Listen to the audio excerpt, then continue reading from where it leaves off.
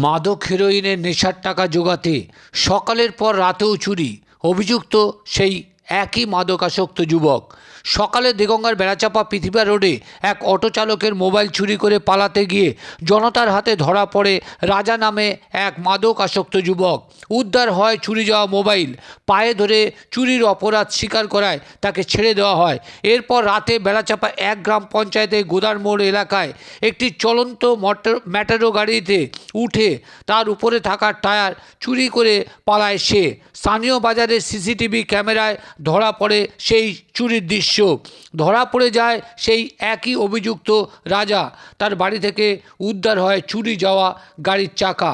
শুধুমাত্র মাদক হেরোইনের নেশার টাকা জোগাতে বারবার চুরি করে ছাড়া পেয়ে যাওয়ায় উঠছে প্রশ্ন, বাড়ছে এলাকায় ক্ষোভ।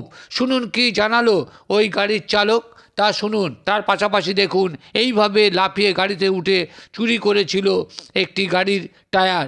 জানিয়ে কি বলল ওই চালক তা শুনুন। এসে এখানে দাঁড়িয়েছি গাড়িটা রেখে, তো তারপরে আমি এখান থেকে গাড়িটা ছেড়ে যখন কিছুটা আগে গেলাম, তো ওই গাড়ির উপরে একটা আওয়াজ হলো। আমি গাড়িটা রেখে নেমে দেখলাম আমার গাড়িটা স্টাফিং টায়ার নেই।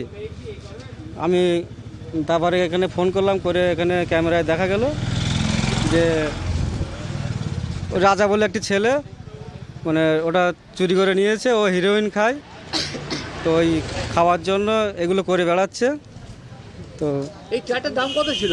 টায়ারটার দাম ছিল প্রায় 8,000 টাকা মতো। এই যদি চুরি হতো তাহলে তো কি হতো? চুরি হলে আমাদের মানে মালিককে কৈফিয়ত দিতে হতো, আমাদের গাড়ি থেকে টাকাটা দিতে হতো। আমি গরিব মানুষ, এটা আমার কষ্ট হয়ে যেত দিতে। কিন্তু এই যে উদ্ধার করে যে গ্রামের মানুষের প্রচেষ্টাতে উদ্ধার করলে কতটা খুশি? আমি অনেক খুশি হয়েছি। এটা কি চাইছো? এরকম ধরনের নেশা করা ছেলেগুলো যদি চুরি করে কি চাইছো? এদের মানে প্রশাসন দিক দিয়ে এদের ব্যবস্থা নেওয়া হোক।